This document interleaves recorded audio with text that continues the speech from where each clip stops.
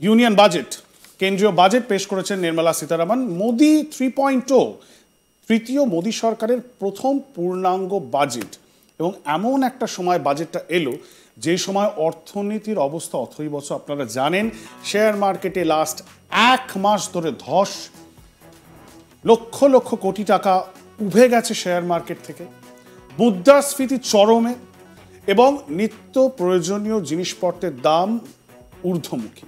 সেই জায়গায় দাঁড়িয়ে গরিব মানুষ, নিম্ন মধ্যবিত্ত এবং মধ্যবিত্ত, তাদের নাভিশ্বাস অবস্থা। সত্যি কথা বলতে তাদের কাছে বাজেটটা কি, কতটা গুরুত্বপূর্ণ, বাজেটে তাদের জন্য থাকে কি বলুন তো। বছরের পর বছর বাজেট নিয়ে অনেক আলোচনা হয়, অনেক তাত্ত্বিক আলোচনা হয়, অনেক গম্ভীর আলোচনা হয়। তো সত্যি যে মানুষ রাস্তায় রয়েছেন, যে মানুষ বাসে ট্রামে যাতায়াত করছেন, অফিস যাচ্ছেন, দিনের শেষে তার মূল বিচার্য বিষয়টা কি? মাস গেলে যা আসছে সেটা দিয়ে সংসারটা চালাতে পারবেন তো, নাকি ধার দেনা করে চালাতে হবে? মাসের শেষে মোস্টলি এই মুহূর্তে যা পরিস্থিতি হয়ে দাঁড়িয়েছে, কিছুই অবশিষ্ট থাকছে না, সেভিংস বলে কোনো জিনিস নেই। মুদ্রাস্ফীতি সব খেয়ে নিচ্ছে এবং কনজামশন, ডোমেস্টিক কনজামশন, এইসব শব্দবন্ধ যেগুলো বারবার বিভিন্ন বিজনেস ডিসকাশনে, ফিনান্সিয়াল ডিসকাশনে উঠে আসে, সেই ডোমেস্টিক কনজামশনটা কি কি ছাইপাশ বলুন তো? কিছুই নয়। আপনি, আমি, আমরা সবাই দোকানে গিয়ে যা কিনছি সেটা খাদ্যদ্রব্য হতে পারে, সেটা কনজিউমার প্রোডাক্ট হতে পারে, সব জিনিস, জামা কাপড়, ঘড়ি, টিভি, ফ্রিজ, সব, এই সবের চাহিদা কমে গেছে। দোকানগুলো গিয়ে দেখুন, একটুখানি শপিং মলগুলো হোক বা একটু ছোট বড় দোকানে গিয়ে দেখুন, সেখানে সেলসম্যান, সেলসওম্যান তারা মাছি তাড়াচ্ছেন, কেউ কিচ্ছু কিনছেন না। কিনবেনটা কি করে? খাবারের দাম এত বেশি, সেটাকে রেখে দিয়ে গরমকাল আসছে, একটা রেফ্রিজারেটর বা একটা এসি কেনার দুঃসাধ্য কি আছে? ইএমআই তো কিনতে পারবেন। জিনিসপত্রের দাম এত বেড়ে গেছে, তার উপরে রয়েছে মেডিকেল ইন্স্যুরেন্স। এই সব মিলিয়ে নাভিশ্বাস অবস্থা মধ্যবিত্ত। তাই এই বাজেটে যে গুরুগম্ভীর কথা রয়েছে, সেই সবের বাইরে একটা জিনিস নেই, middle class, lower middle class, সাধারণ মানুষ, আম আদমির এই একটা জিনিস নেই কিন্তু নজরে থাকে, এবং সেটা হলো পকেটে কি আসবে। পকেটে আদৌ 2 টাকা বেশি আসলো?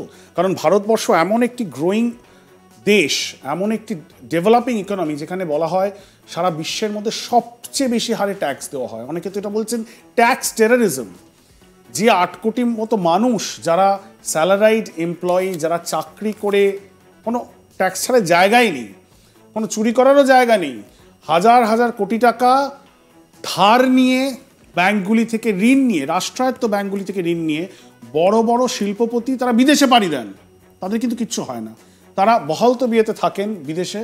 কিন্তু আপনি আমি যদি কোনোদিনও 10 লাখ, 20 লাখ, 25-30 লাখ টাকা একটা মাসও ইএমআই ডিফল্ট করে দেখুন তো, পরপর 3 মাস ইএমআই যদি বন্ধ হয়ে যায়, তারপর দেখবেন কে চলে আসবে আপনার বাড়ির নিচে, কিভাবে ঘাড় ধাক্কা দিয়ে আপনাকে টেনে নিয়ে যাওয়া হবে, কিভাবে আপনার জেলের ঘানি পিষতে হবে, কিভাবে আপনার জীবনটা অষ্টগত প্রাণ হবে। সেই জায়গায় দাঁড়িয়ে, এই অবস্থায় দাঁড়িয়ে, একদিকে আপনি ডাইরেক্ট ট্যাক্স দিচ্ছেন, একদিকে প্রতিটা জিনিস সেখানে জিএসটি চাপানো হচ্ছে, এই অবস্থা, নাভিশ্বাস অবস্থা। সত্যি কি আজ কেন্দ্র সরকারের পক্ষ থেকে যে ঘোষণা করা হলো যে 12 লক্ষ টাকা অবধি ট্যাক্স ছাড়, কোনো ট্যাক্সই দিতে হবে না 12 লক্ষ টাকা অবধি ইনকাম করলে, মিডল ক্লাসের জন্য বোনান্সা।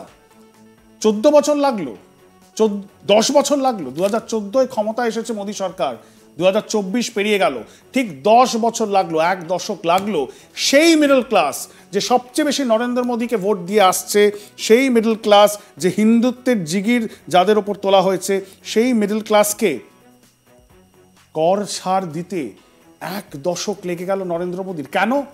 তার কারণ এই মুহূর্তে যে চূড়ান্ত পরিস্থিতির মধ্যে রয়েছে অর্থনীতি, সেই অর্থনীতিতে এখন মিডল ক্লাস হয়ে গেছে মূল চালিকা শক্তি। তারা আর কিছু কিনতে পাচ্ছেন না, তাই অর্থনীতি ধস নেমেছে। তাই তাদের হাতে পয়সা তুলে দিতে হবে, তাদের পকেটে একটু পয়সা গুঁজে দিতে হবে।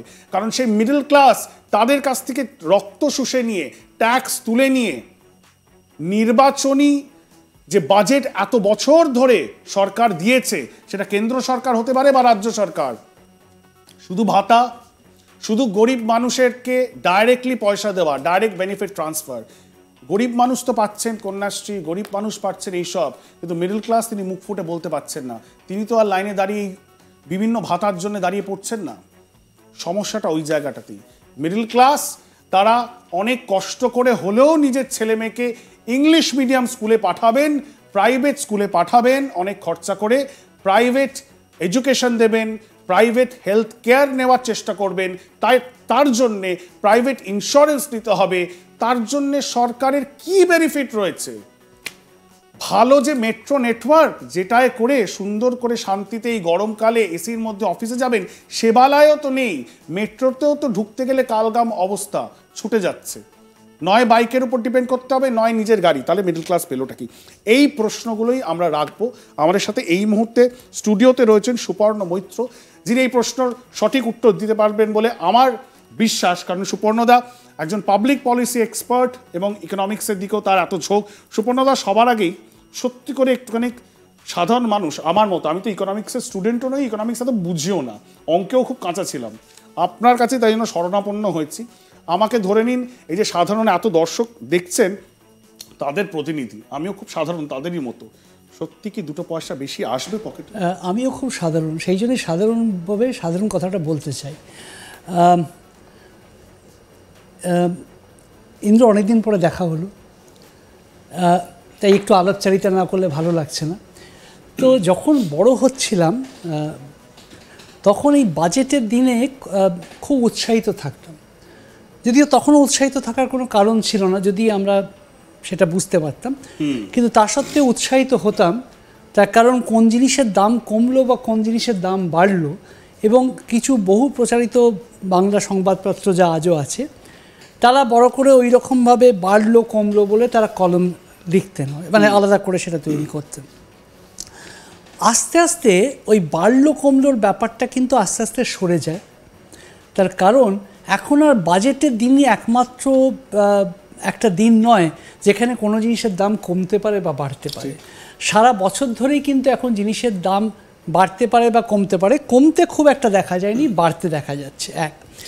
এবং আমরা আলাদা করে জিএসটি কাউন্সিলও তৈরি করেছি অনেক আলোচনার জন্য। সেটা আমরা সেই আলোচনাগুলো কমলো বা বাড়লো সেখানে করি, সেটা কিন্তু বাজেটে রিফ্লেক্টেড হয় না। শুধু রেভিনিউটা কি হচ্ছে সেটা বাজেটে রিফ্লেক্টেড হয়, কিন্তু ওই জিনিসগুলো রিফ্লেক্টেড হয় না। এক। দুই হচ্ছে, এবার হচ্ছে যে একদম সাধারণভাবে আমরা আলোচনা করছি।